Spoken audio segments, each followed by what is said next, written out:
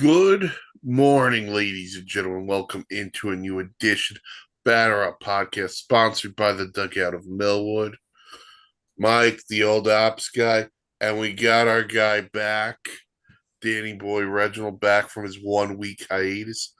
Gentlemen, how are we? Feeling great, and not because of any medicinal product. The weather is beautiful. Let's start there. Gorgeous. Oh,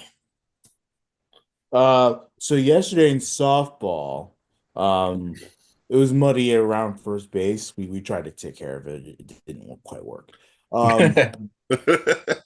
But yesterday in softball, I was running it out like a fat ass that I am, very slow. And I I made to first base. I was clearly out, but as I'm crossing first base, I slid into the mud and did a full-on split on my legs. oh, Ouch. And to the right Boys. as of now, my thighs are still killing me. So Oh, so, but the boys are okay. boys are fine. I want to ask, is the softball league through your station or is it through something else? My station participates in it. It's like a media thing from Okay. Well, yeah. It's fun. We have a lot of people in the league. We have like CNN and the Oh, okay. NPR, all those other people. Okay, shout out NPR. Yeah. yeah. You better beat them because they're just going to try to talk you guys to sleep. Oh, come on. What was it? All things considered. I'll admit I do listen to NPR once in a while. I was just making Listen, light of it. where Dan and I went to college, there was an NPR station Mhm. on campus. So, They turned me down twice for internships, but you know, oh, they're not gonna remember that. They don't know who I they am. don't know who you are. Not anymore, at least.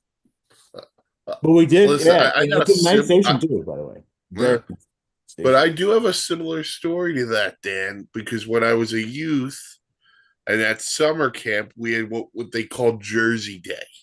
Okay. So that spring, or rather that winter break, I just bought, or I went to Seattle with my father to visit one of his friends, and we'd bought an Ichiro t-shirt.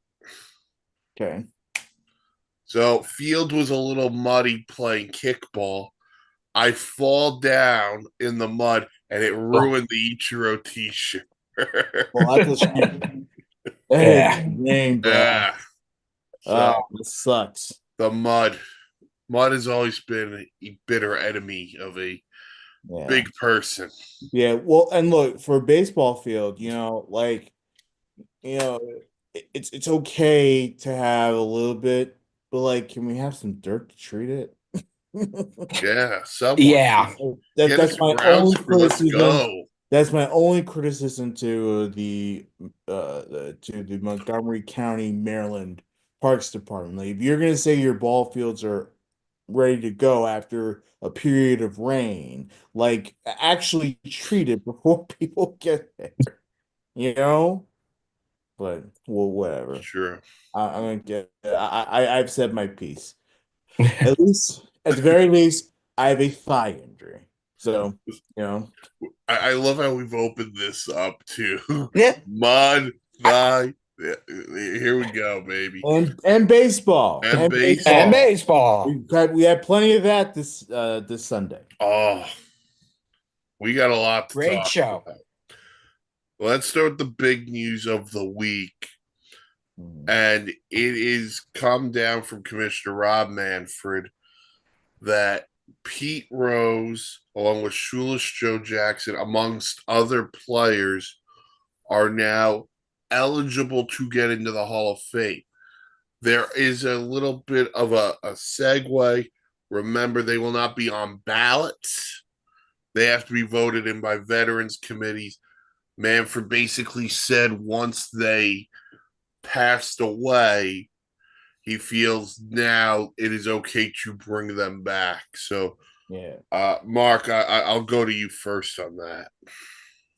You know, this is a long time coming, and as I said to these guys before we started, we've been talking about this ever since we became a network, that this needed to happen. And I say once a year we had an episode dedicated to it. It has finally happened. It's I mean, I understand. I hate this man. His reasoning, they have passed on, so it's not as crucial. Pete Rose should have gotten in while he was still alive. Joe Jackson passed away quite a long time ago, so understandably he would go in posthumously. I still think Rose is gonna, gets his due, but I still think it would have been better to see his face when it actually happened. Dan. I mean the well, we were saying this on Friday, Sports Standing podcast. You can watch it on this very YouTube channel. Um, watch back the replays as well. Me and Bill were saying like it's the right move, but the bittersweet part about it is while it's a great move, Pete Rose will never ever experience it when he's alive. And Pete Rose, look, we know he made a ton of mistakes while playing the game. We know he shouldn't have done the gambling and stuff, but he was one of the greatest baseball players to live. Definitely the best hitter I've ever seen in my life. And look, I'm only limited to highlights. I don't even know what it was like to watch him live when he was around. So you know, he will never ever have his moment in the sun, and that hurts. That should hurt. If you're Pete Rose's family, that should hurt you. Okay, cool. It's a great honor that we're no longer banned from baseball, but you're never going to get that moment, and that is the one that's just the absolute killer. And look, I do give Manfred credit, but it, this needed to be done sooner, and that's where I still have my issue with baseball, the game, and the crazy ass moral high ground that they have with all of these former players. It has to stop. It really does, Mike. Well, two things on that. I think first off, Pete Rose filed for reinstatement. What was it? 4 or 5 years ago, give or take, maybe more. Sounds right. That's when it should have said, you know what, it happened, it took place, end the story. Let's give Pete Rose And, his moment. and also recognize before you continue that what he's doing is now a major contributor to the monetary funds of the sport. Right. Here's the thing I find funny, and I always bring this up when we want to talk about Pete Rose or the gambling aspects of sports. Every league is now in bed with all these gambling companies. So if you're going to, and I get what Pete Rose did was 1,000% wrong, but now at the same time, you're encouraging us to put wagers down because it's going to make you more money. So, by the way, in a couple of years, the Athletics are going to go to Vegas. Mm-hmm. We're encouraging that. So, Which there will be a sports book right in the stadium. is there one where the Raiders play? I know there was a conversation about it. I don't know if I don't know if it's open, but I do know there were plans for it. That's all I can say on it. But so while it's such a double standard, well, what Pete Rose did was wrong. But meanwhile, hey, we're gonna get into bed with BetMGM, FanDuel, all those things. By the way, not sponsors. That has to be. That's where this whole thing gets lost for me. Pete Rose deserves his moment. He deserved it while he was alive. And I'm going to push back a little bit on what you said, Dan. I'm not going to give Rob Manfred any credit because he took, in my opinion, the coward's way out. He waited until Pete Rose passed away. He waited until the president of the United States said something to him about it. And three, and most importantly, this doesn't guarantee Pete Rose gets in. This just means the committee gets to talk about the potential of putting Pete Rose in. There's not a lock that Pete Rose is actually going to become a Baseball Hall of Famer. And you're right. And you're right. It would be a bloody travesty if he does not get in on the first shot. He's eventually going to get in, though. Yes. I don't and eventually pigs that. Are going to fly, where, Well, if you've seen the Minecraft movie, this has already happened. Spoilers. But not my fault. But my point is, if Rob Manfred had any intestinal fortitude, he would have said, you know what? I'm gonna reinstate Pete Rose, whether the committees put him in or not. It's out of his hands. It's out there. He's got the potential to get in. Now it's, well, Pete Rose is dead. He doesn't have to fight me anymore on reinstatement. I'm going to pass the buck now to the committees and make myself try to look like a good guy, when in reality, it's very much the coward's way out. Look, I have no lost love for Rob Manfred. I mean, we've all have our. I think Bill has the most hatred towards him. But moving on fast, I like the wording you use, Mike. Intestinal fortitude. That was actually pretty sweet. But you want to know something? I think Rob Manfred's finally going to be able to have a normal bowel movement finally, because a lot of stress has just been taken off his life. Maybe this could be a turning point to where Rob Manfred just be the Grinch's heart has grown 3 times. Maybe we've seen a turn. And here's going to be the other question. I'll throw this to Dan and then Mark if you want to chime in too. If Pete Rose is eventually put in, now we have to go answer back the question of, okay, we've put in the gambling aspect. The next logical point of, hey, are these guys Hall of Famers, become the steroid guys? And that's the thing I was trying to explain on my last show Friday. While I know that those steroid guys were never banned from baseball, they were just ostracized from the media and stuff because, again, moral high ground from all those that think they run baseball and have never really contributed to the game in the physical aspect. While they were never banned from the Hall of Fame, they were still ostracized. So there's that factor too, that eventually you're gonna have to start allowing some people that you don't like into the hall.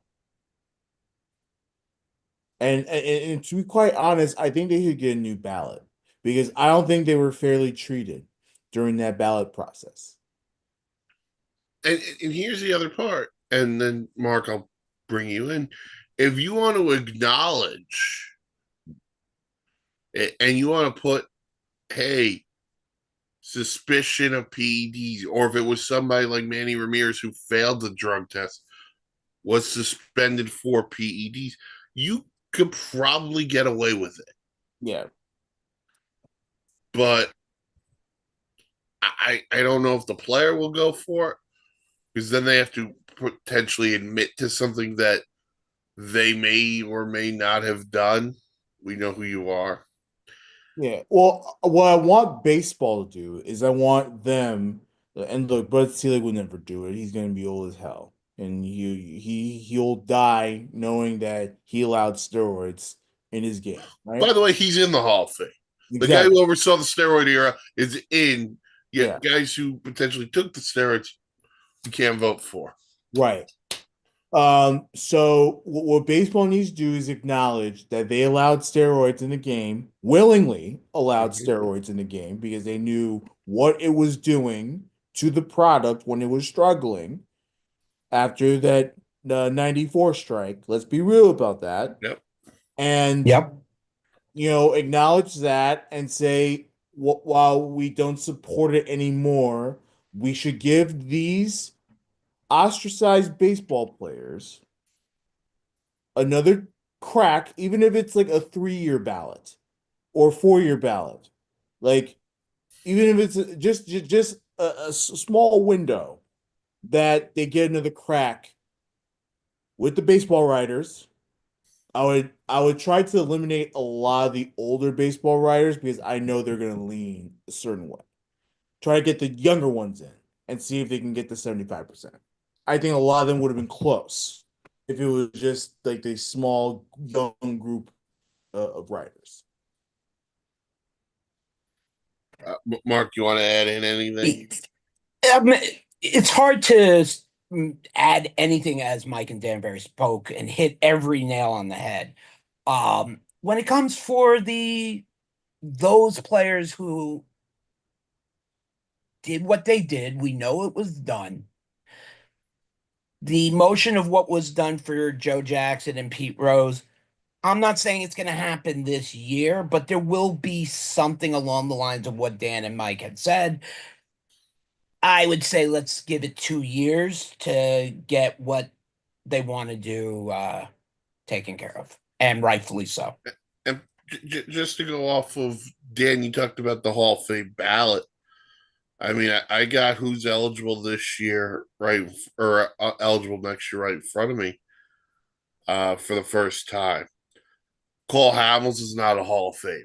He's not getting in now. Ryan Braun, he would join the PED crew, but he's not a Hall of And by the way, Ryan Braun would not be a Hall of Famer. One, Right. because he didn't have as great as a career. He finished his career well, but he would be part of the PE guys Yeah. after the drug program started. So Mhm. you know, Right. Alex Gordon, good player, not a Hall of Fame. Not a Hall of Famer, but a damn good piece of the Kansas City Royals for a Oh, while. very important piece of the Shin-Soo Choo, God bless you. Edwin Encarnacion. A not decent ball player, but not a Hall of Famer. No offense Right. to the These are all no, first year eligibles. I'm- Howie Kendrick, who was important to that Nats team in 19, not a Hall of Famer. yeah. Nick Markakis, not a Hall of Famer. Oh, Nick Markakis. great last name though. I've not heard that name in a while. Right, great last name though. Hunter Pence, Hunter- A probably good not. There's a good situational case for hitter Hunter for the Pence. Astros. There's a good case for Hunter Pence, to be honest A with you. very interesting case, yeah. I don't know about not definitely not first ballot, but I would. I wouldn't say first ballot, no, but yes, maybe one day. it's probably gonna have to be like a 10th ballot Yeah. that then he barely gets over. Just make sure he I think gets he the has the 5% to stay on. Yeah. Gio Gonzalez, not a Hall of Famer. Matt Kemp, who Ryan Braun stole an MVP from, not a Hall of Famer. Matt Kemp will get in though. I believe I Matt don't Kemp will know. eventually get in by the stats alone. He was a good ball player, good hitter. I'm not saying he's getting in the first 5, 10 years. He'll eventually get his due. Like Yeah. I see him as like a veterans committee type of thing. Jason Kipnis, no. Ooh. The Murph for 2015 alone deserves to get in. Daniel. Funny. Rick Porcello, Matt Wieters, Jeff Samardzija, Chris Davis, Orioles, not A's. Kelvin Herrera. Chris Davis is not getting in the Hall of Fame. Okay, again, those are all guys eligible for the first time. That is what I was know. going for. So he ain't Because getting it. A lot of them even get 0%. right.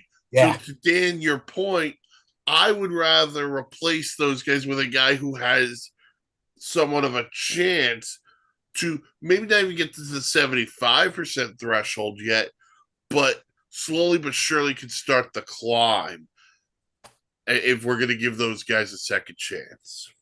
Okay. I didn't realize this. K Rod's going to be in his fifth ballot the next year. Isn't that wild? And he's That's still very on the wild. ballot. Hmm. Man.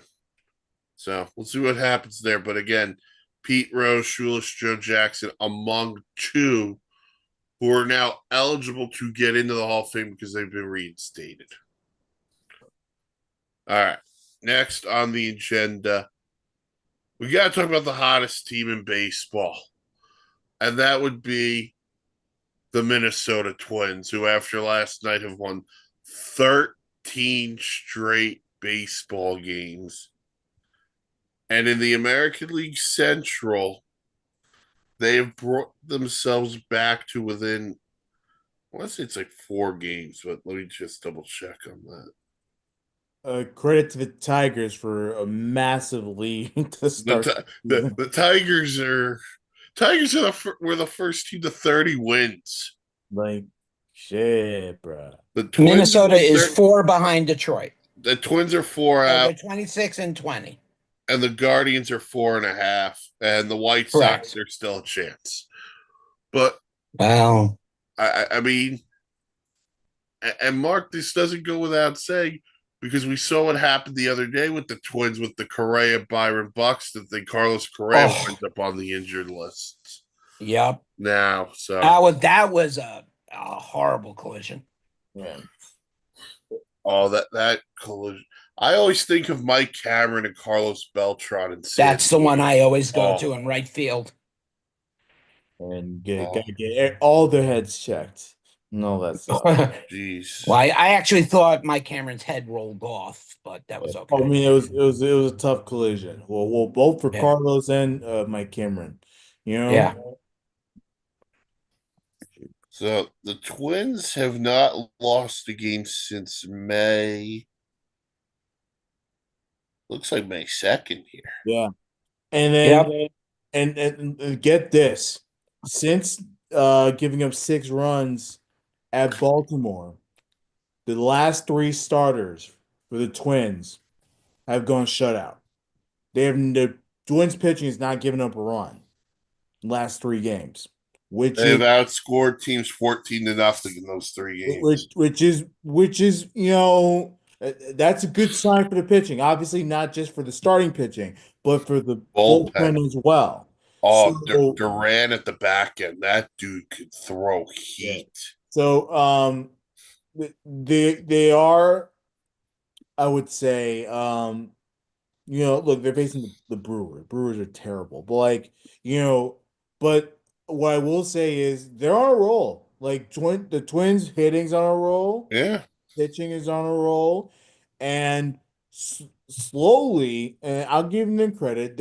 I'm eating my words too because I said the American League sucks, and I still think they do.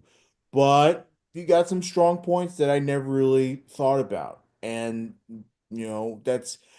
I guess what I'm saying is they're building a good, solid culture in Minnesota right now that a lot of teams need to emulate a little bit. Yeah, listen, they were killing them. We thought maybe dead in April. Yeah. There was talks of maybe moving on from Rocco Baldelli. Mm-hmm. And they've said, you know what? No, we're going to turn this thing around. And their starting pitching's been better than you think. The bullpen's better than you think. And then that lineup is, I wouldn't even call it deadly, but they score runs. Yeah. Well, even if you look at the lineup, in the lineup. Yeah, if you look at the lineup, with the exception of Eduardo Julian, because he really doesn't play much, the average player here is batting around 260. There's not a ton of home runs, but You don't always need home runs to win games. They're doing it with doubles, they're doing it with hits, and they're doing it moving players around. That's how you win ball games. Small Like, ball is so underrated because no teams really use it. The Minnesota Twins are making it work for them. kind of like the Kansas City Royals when they beat y'all. They used the small ball to win that 2015 World Series, mostly. And they were good at it. So whereas the Mets were very good at the power, you know, Right. and when they didn't have the power. If Juri's Familia didn't give up game one, I will die on that hill. But to back the Twins pitching for a second, they're third in baseball in ERA, Correct. 3.15. The Yeah. only two teams in front of them, the aforementioned Kansas City Royals and some team called the New York Mets. Yeah, who are those guys? Never heard of them. They are fifth in strikeouts. The Twins as a pitching staff. And then oh no, they're middle of the pack in quality starts.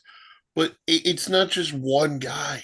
It's not just Pablo Lopez missed time. Joe Ryan's been good. It's having a great Oh season. my man.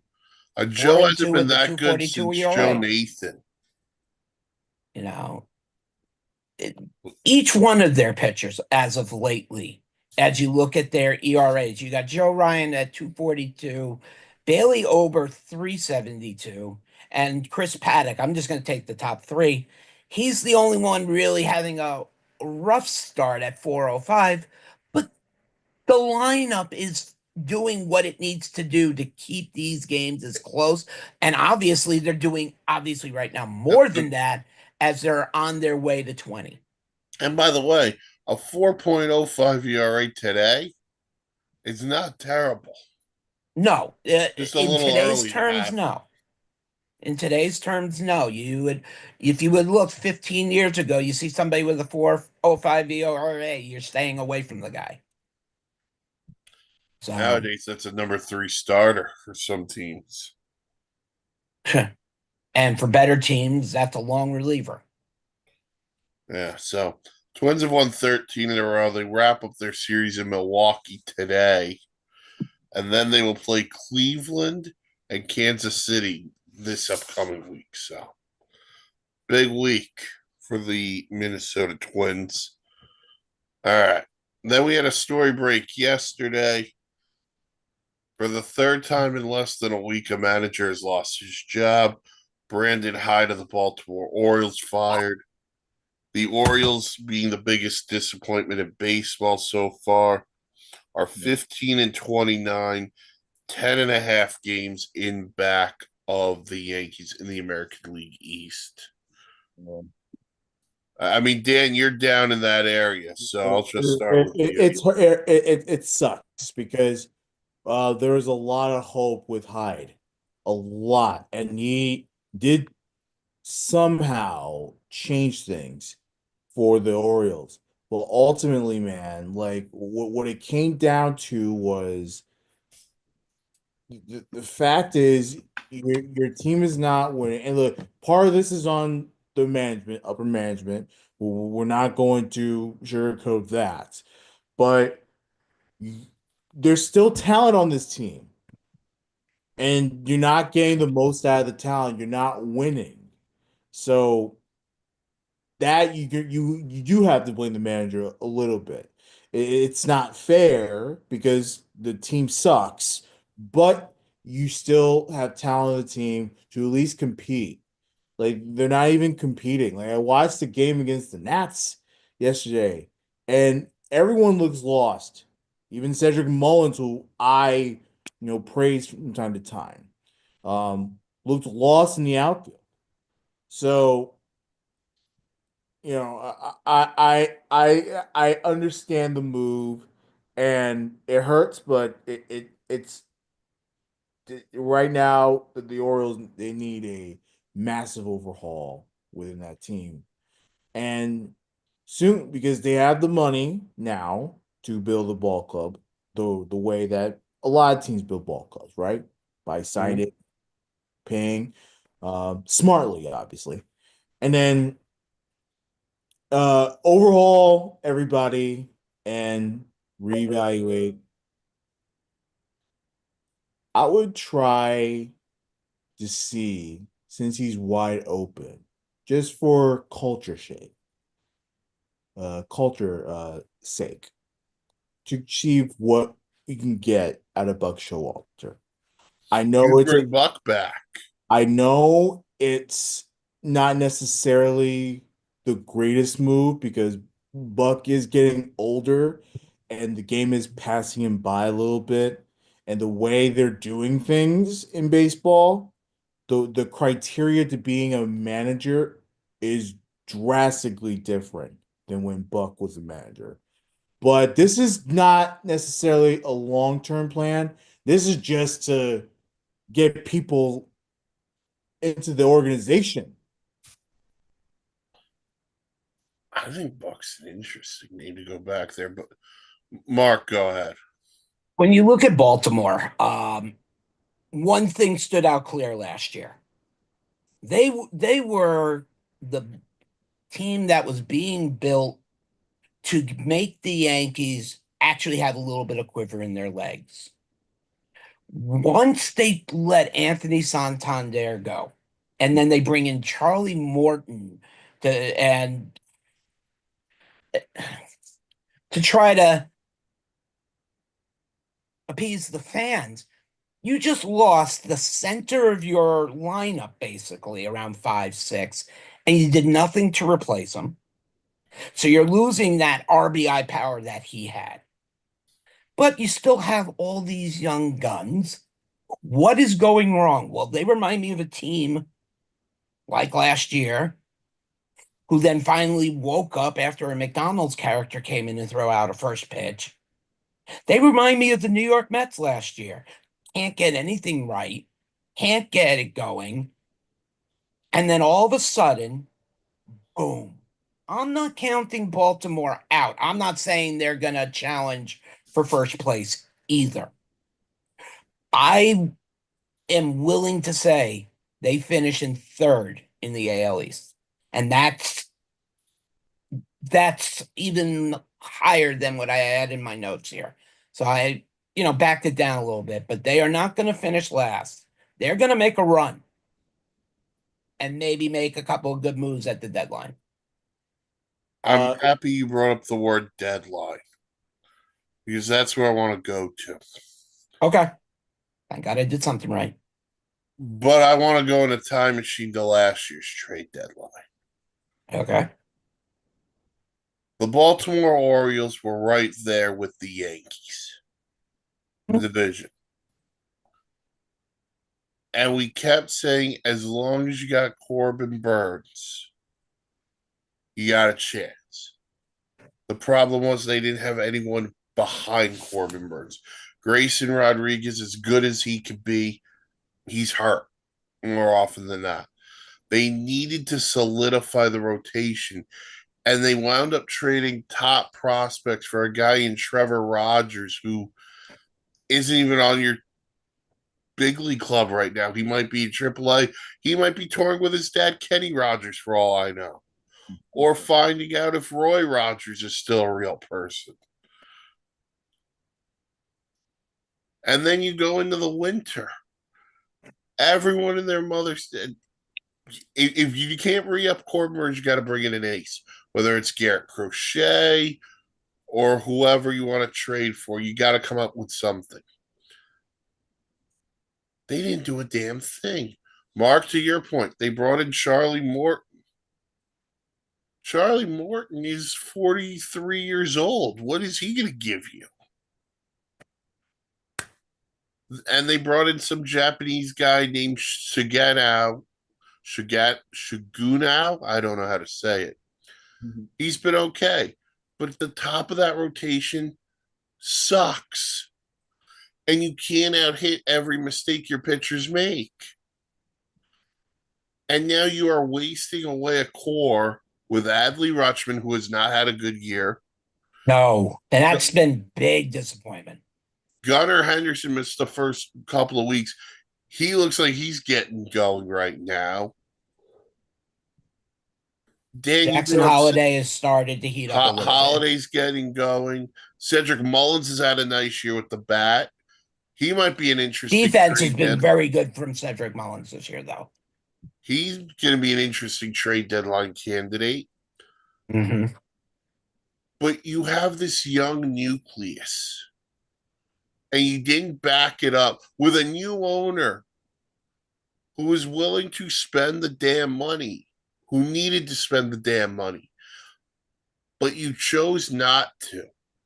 And that's my question is, why did you choose not to at least spend a little bit on a top of the rotation arm?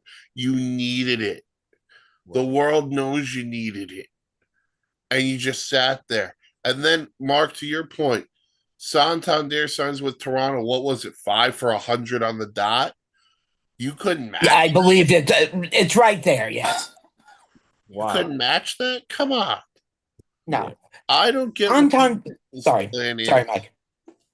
I'm sorry, Santander. I know when you look at all the names on Baltimore, his name doesn't stand at the top. Fine. Forget about names. Put the freaking stats on your table and look at what this guy has done over the last 4 years. He's improved every year in every statistical category. None of them went down. So you let this guy walk when he is the number 5 hitter who's responsible for getting your guys who get on to keep the innings started and stuff like that. You let this guy walk and you do nothing. To Mike's point, you didn't get an ace, like we said, Charlie Morton for Corbin Burns.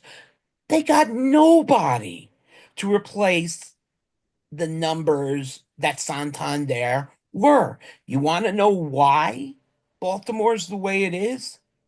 They let their 2 biggest pieces walk right out the door that had no control. And by the way, they have the 4th worst record in baseball. The only teams who are worse right now, the Pirates, they just fired their manager. The White Sox, they have a first-year manager. And the Rockies, they fired Buddy Black last week. And we spoke about that last week. Yeah. Do I think this is fair? And make this very quick. No, I do not think this is fair to the manager. Yeah, your team is where it is. But with the talent and everything, you got to give him a chance to fight. If by the halfway point you're not doing any better, then you do what you got to do. We're a month and a quarter into the season. You're giving these guys no chance. I mean, with the exception of Pittsburgh and Colorado, this is a Baltimore team that knows how to win. But right now, they are so hurt from PR negativeness that they're not playing at their best. All it's going to take is one spark. Grimace did it for the Mets. Something's going to do it for the Orioles. Mm-hmm. Well, I don't know what that is. Exactly. I don't know either. What's the gimmick? What's the gimmick? But I don't disagree with you. But my point is that you're right. They need a total spark. But the question is, what's that spark? And that's the problem. Like you have this great farm system. And we talked about it. You needed a top guy. Well, you can't prospect hug everybody and trade for a top guy. You know what I'm saying? You have to be able to part ways with some of these prospects and make that move. And you chose not to. And ultimately, for me, that falls on the GM. And listen, we'll see what happens. If they could turn it around. Dan, I like your name of Buck Showalter going back there. I had never thought of that until you brought that up, Dan. That was actually I think a decent idea. I think that's a good name. I'll throw another one out there. I think Willie Randolph would be a nice name out there. I mean, I have no problem if he wants it. I mean, it was been like 16, 17 years since Yeah, he's but he's had interviews, so. fair enough. And I'm going to throw Willie out there because I really do think the Mets did Willie dirty. Yeah. He did. And then obviously Tony Mansolino, who was their third base coach, now interim manager, is Right. obviously going to get a shot at it, and I think he deserves a shot too. But I mean, to me, this is more like a stopgap before you actually get your real guy. Yeah, by the Right. way, I learned this watching their game with the Nats yesterday. It was on FS1. Most of their staff is either first or second year coaches. Yeah, This is not a staff that has been big time. Together for years. Yeah. So it's interesting. Yeah, so Brandon Hyde out after feels like forever. So before we dive into the series preview, so I do have one other thing because MLB is calling this weekend rivalry weekend. Why I don't know, and I get it. All the rivals are playing each other. So I'm going to ask both of you this, not just baseball. I'm going to open this up to the all sports. Okay. The best rivalry in all of sports is Best rivalry. And all right. Can we give one bias answer and one non-bias answer? yeah. Give me what you want. Dallas, Washington, Dallas Cowboys, Washington Commanders. Actually goes back to the Redskins for baseball. And Mike, you're gonna be looking at me crazy. Yankees, Red Sox. No, I think that's the right answer. Okay. For Dan? baseball, it's the right answer. Yeah. Yankees, Red Sox, it's timeless. Yeah. You know? Although I could do without them being best friends all the time too. Like I bring me back to the days where Pagers beating A-Rod. Exactly, Take me back. right, and Jason Veritek's got him in a headlock. exactly, Yeah. and Pedro throws down big, Don Zimmer. I mean, come on. big Elderly Papi abuse. yeah, Big Papi dumping on us all the time. Like come on, make the Yankees hate the Red Sox. Right now, they're too lovey-dovey. You know, So Dan, your best rivalry in all sports for you would be Yankees Red Sox. by far, yeah. Okay. All right.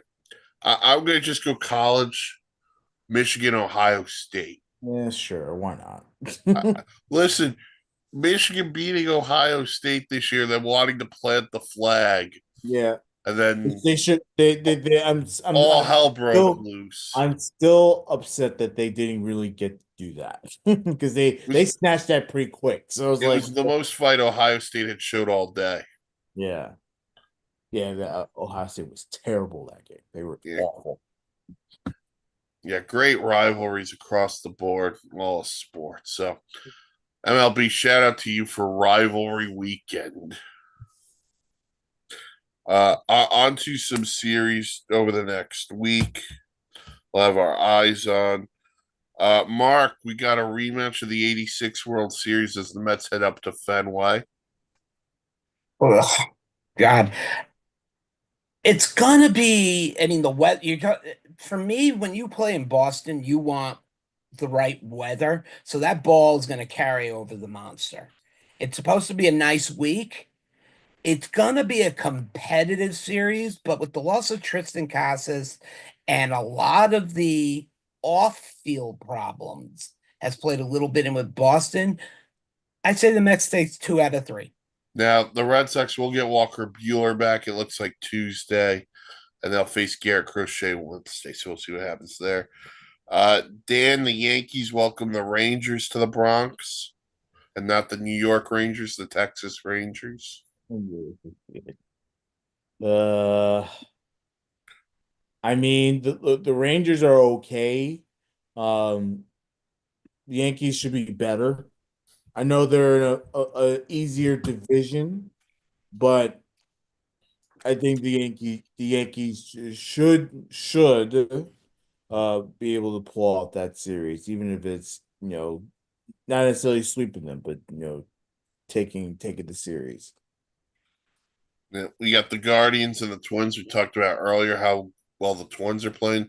The Guardians are just a half game behind them. Feel like There's your weekend. There's your week series right there.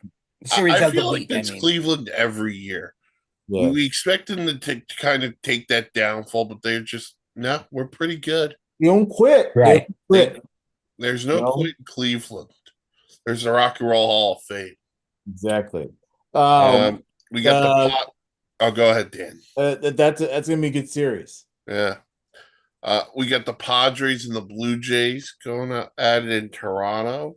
I don't like that matchup. Padres have been hot as of lately. I don't like that matchup for the Blue Jays. That is The Blue Jays enter today 1 game under 500.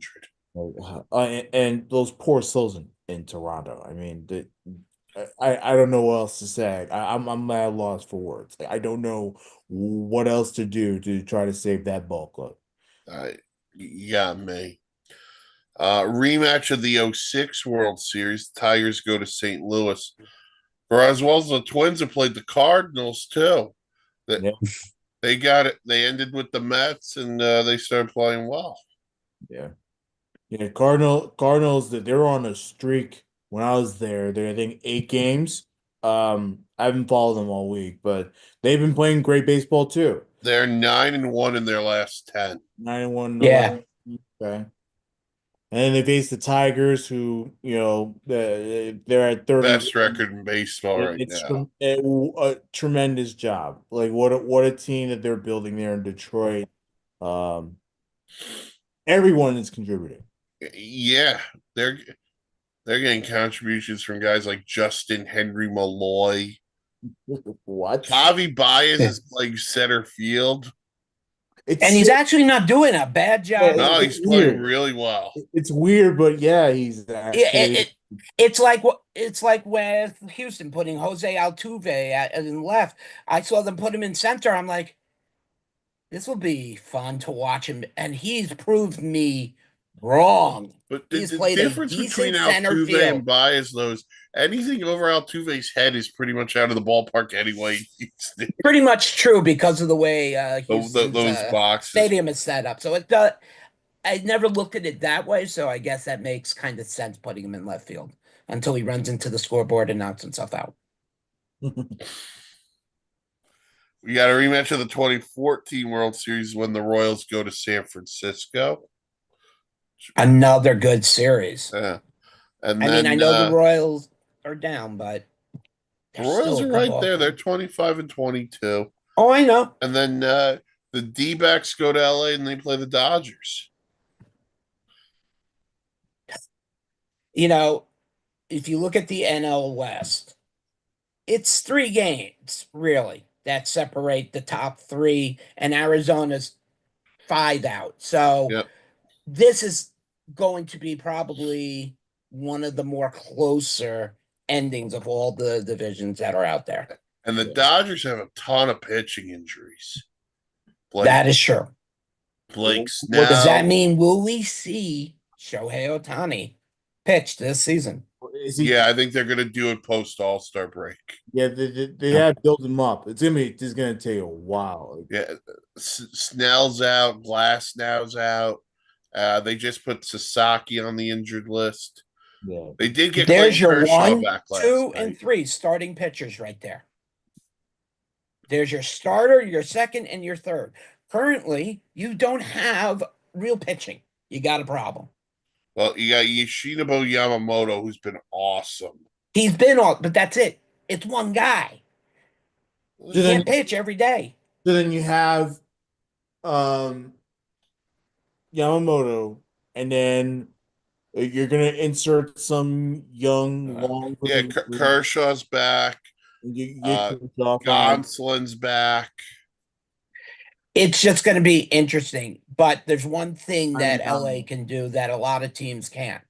They can put up 10 runs a night. So that LA lineup is going to be leaned on. But that Diamondbacks lineup can easily put up 7. That Diamondback lineup can put up runs. They put up. Corbin Carroll off to a great start this year. Suarez is off to a good start. Gurriel. The old man himself, yes. By the way, how about the Mets? How about the Mets getting Castillo? You know, That was a great trade. like Well, I kind of they shocked me. needed the lefty Yeah, And he'll pitch tonight. yeah.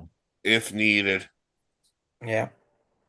or they could just tell uh, Edwin Diaz just to seat certain people in a courtroom. And make them all sit. Mm. Oh, So if you all don't know, by the way, half the network are Yankee fans, half the network are Mets fans. It is a constant battle, even in the off season. but by the way, you want to talk about a great one-on-one? Edwin Diaz, Aaron Judge, that is best on best, and that was Look, as I said to Mike yesterday, watching Aaron Judge, even though he did go 0 for 5, okay, he's got one of the best swings I've seen on a player in a long time. And mind you, I've had ample opportunity to watch, but I'm a Mets fan, so I don't constantly watch Aaron Judge. But watching him through his at bats, you can see why anything thrown close is out of the park. By the way, Dan, what's your feeling on the fans booing of Juan? Yeah, that's a good I'm question. very curious on this. I liked how they um I liked the turning of the back from the bleacher creatures. Mhm. I thought they handled it well. I thought the bleachers and the right field fans, I thought they did very well. Not too much of the FU Juan Soto, which of course I was never in support of. Um, I thought Juan Soto handled it well too. And look, you just gotta let it go at some point. You can't say F Juan Soto forever. So I thought they handled it well. The bleacher creatures turning their backs on Soto. That was pretty. I think that was the right way to do it, and I think it was the most captivating of any return of a player. You normally hear, like Dan say, the cursing, the yelling, Yeah. the random drunk guy throwing the beer from the stands at him. No, the Yankees the bleacher creatures and the Seven Nation Army. I would say the right field bleacher creatures are scarier, but our Seven Nation Army goes all over. They handled it right. They could have done worse. And I think Soto handled it right by tipping his cap to them. Well, well, That's it. well. My worry was that they're going to throw something at Soto and it was going to hurt him. Yeah, Which is what we don't want. We don't want that. correct. That's not Yankees. That we don't do that. So that's the thing that I was worried about. And I'm glad that that wasn't the case. That Right. we kept it as clean as possible. Of course, you're gonna scream at Soto. You're gonna see some vulgar language. It's sports. Like you're gonna do that. Right. But there was no, from reports from yesterday, there was no disorderly conduct problems. Yeah, And that's been for the first 2 days. And in recent years, you can see an average of 10 or 15 people being pulled out of the stands and arrested. exactly. So it's nice to see there is competitiveness and nice rivalry going out, but it's all New Yorkers. And I think we can all thank the New York Knicks for bringing us all together. Oh yes. Oh, by So the we're way, all in the same seat right now, in a way. Shout out the man who did it all, Josh Hart. Oh my God, he was such a beast in the last game. Yeah. You think Reggie Miller's going to play for the Pacers? As long as he played like he did in the movie with the joke about the guys all being old, I'm all for it. The old basketball players with Shaq, Kyrie Irving, all dressed up as whatever. That's what we need to see. That you want to bring Reggie Miller where he doesn't know where the basket is and he's throwing up from behind his back. He can play all day long then, as long as he misses. I was at the Garden when that happened. Please don't remind Were me. you really? Yes. All right. Well, that'll do for this edition of the Batter Up podcast, sponsored by the Dugout of Millwood. Mark, anything on the dugout? So we will have a couple of things with the dugout. Cheryl will be recording at 1 of 1 this afternoon for our massive run for consignment for right after Memorial Day weekend. We will also be having a new podcast starting called This Week in T-Ball with Troy. Troy is really enjoying T-Ball, and we're finally getting ready to record. So we're going to try to build this up so we can then get to the field by the end of the season and get a game, some stuff recorded from permission from parents, of course, and have some fun on the network with it. All right. Get ready for that stuff right here on the YouTube channel. Like, comment, subscribe. Go to the website, thesportsinsanitynetwork.com for great blogs, vlogs, planes, trains, and automobiles. Follow us on the socials. Facebook, The Sports Insanity Network. Twitter, S Insanity Real. Everyone, enjoy this beautiful day. And Go Mets. Yes, Dan. I think the Mets take the series. By the way, like the Mets own the Yankees. Like, let's be real about that. You know.